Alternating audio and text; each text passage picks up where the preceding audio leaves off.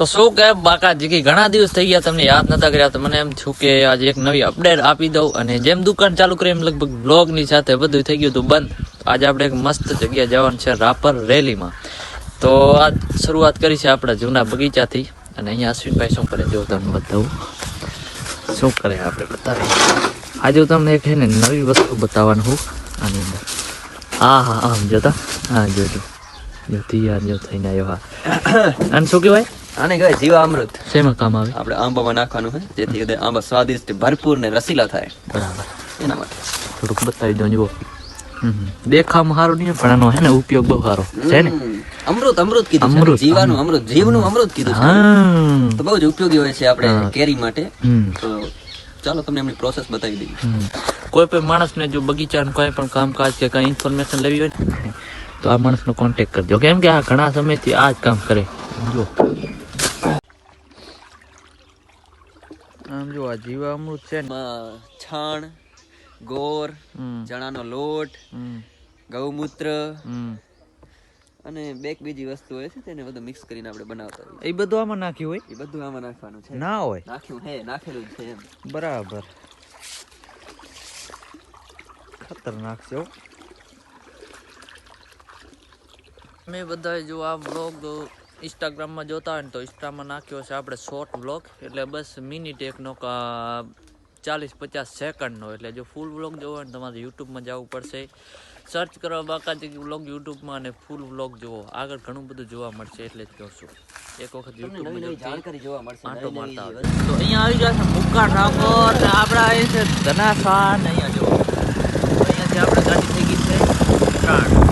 હા હા જો ભાવેશ ઠાકોર ને આ બધા રેલી વાળા જુઓ. હા હા આપણે મુક્કા ઠાકોર જુઓ. એ ધનાસા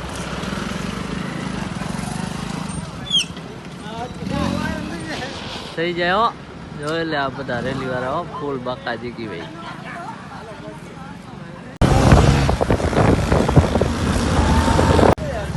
આપણે આવી ગયા છીએ રાપરની અંદર પહોંચ્યા છીએ. ત્યાં એન્ટર રાહુલ આમ તો કેમેરા દૂર ભાગે ને આપણી ગેંગ ઊભી થઈ ગયા. મુક્કા ઠાકોર ધનાસા આજ જાય છે આપણાને ધના તરફથી.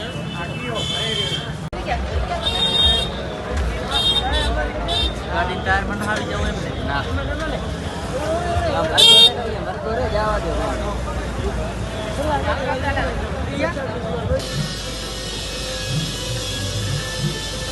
જબરવાર ચાલુ છે.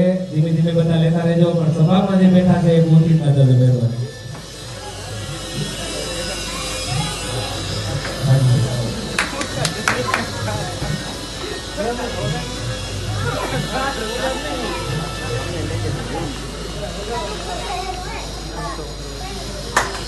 વાંચીને પણ ગુલગુલ છાપી અને એનું પણ સન્માન કરી લેજો. એટલે સન્માનનો કાર્યક્રમ આમ તો આપ સૌ આ જે કાર્યક્રમની અંદર જેમણે પણ હાજરી આપી છે બધા સન્માનને લાયક છીએ, પરંતુ આ આપણા સગળના ભાવના કારણે કોઈ